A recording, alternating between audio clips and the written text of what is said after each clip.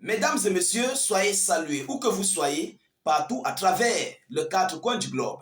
Le chef d'État russe Vladimir Poutine vient de brandir une grosse et lourde menace contre l'Ukraine et ses alliés de l'OTAN. Alors, en ce jour du 28 novembre, le président Vladimir Poutine vient de relayer une information, mais pour la toute première fois depuis l'existence de ce conflit, M. Vladimir Poutine compte envoyer des visites de missiles Oreshnik sur les bâtiments administratifs ukrainiens. Je dis des bâtiments administratifs. Chers dames, chers messieurs, c'est la toute première fois depuis la sortie de ce valeureux missile Oreshnik. Depuis même d'ailleurs le début du conflit, c'est la première fois que Vladimir Poutine brandisse une telle pareille menace. Et avec quelle arme? Avec ce valeureux missile Oreshnik qu'il compte lancer des frappes sur le territoire ukrainien, plus précisément sur certains bâtiments administratifs. Alors, mesdames, mesdemoiselles et messieurs, ça s'est passé, comme je le disais, au Kazakhstan.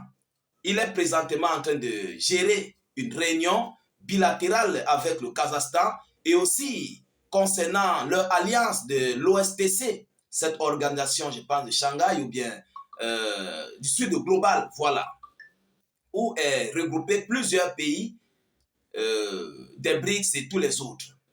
C'est là, vous savez, c'est une période très précise pour Vladimir Poutine. Vous savez, c'est pendant ce genre de grosses manifestations, ou bien des grosses conférences, que Poutine est suivi. Le monde entier écoute mots, paroles, phrases, paragraphes de Vladimir Poutine. Et c'est par là que Poutine profite pour envoyer un message au monde. Et lorsque Poutine parle dans ce genre de cérémonie, il va appliquer. On a vu plusieurs cérémonies que Poutine a fait de la sorte. Et toutes les cérémonies qu'il a fait, il a appliqué. Vous comprenez? Mais quand même, il est face aux yeux du monde, face aux yeux d'abord de ceux-là qui le respectent. Donc, lorsque Poutine se positionne devant ce genre de cérémonie et il envoie un message à l'OTAN, c'est très fort. Ce n'est pas la première fois, c'est la énième fois que Poutine le fait. Alors, selon les informations officielles, qu'est-ce qu'ils nous disent?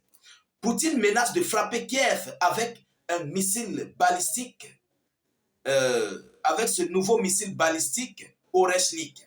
Selon les informations, le président russe Vladimir Poutine a menacé jeudi de frapper des centres de décision de Kiev, les centres de décision de Kiev, avec son puissant missile Oreshnik utilisé pour la première fois la semaine dernière, après de nouvelles attaques massives sur le réseau électrique ukrainien.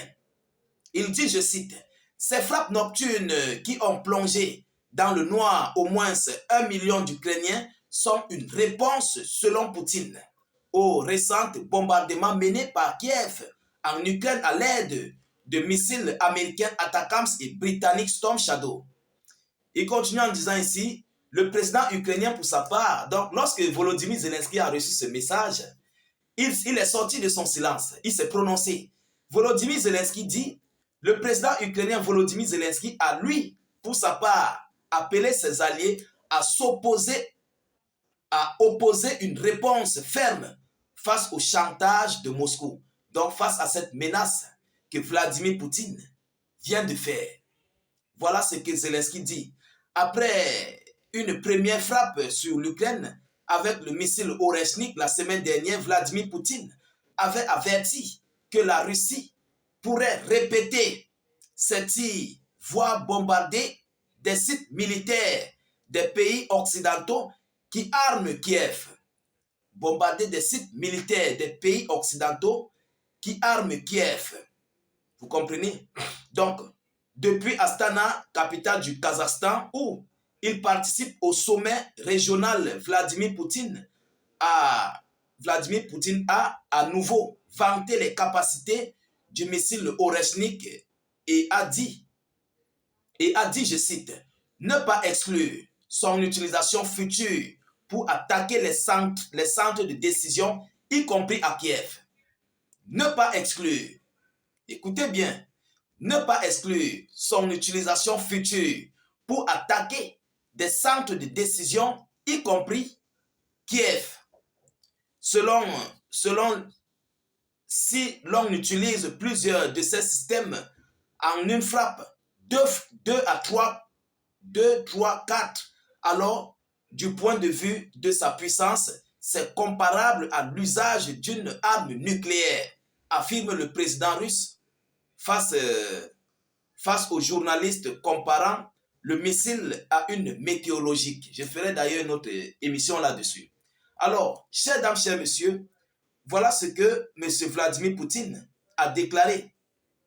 Volodymyr Zelensky lui dit, nous devons répondre ensemble à la tentative de la Russie de prendre la situation encore plus insupportable et de plonger cette guerre. Voilà les déclarations qui ont été faites. Mesdames, Mesdemoiselles et Messieurs, l'heure est grave. Ah oui, l'heure est très très grave. Parce que M. Poutine veut mettre la barre haute. Et vous savez, il y a quelque chose. Je vais vous expliquer quelque chose. Le conflit que vous voyez là, si les Ukrainiens ne veulent pas comprendre, si l'Ukraine et ses alliés décident de jouer au sourd d'oreille, vous allez voir que la Russie va détruire. La Russie ne peut pas détruire complètement tout présentement.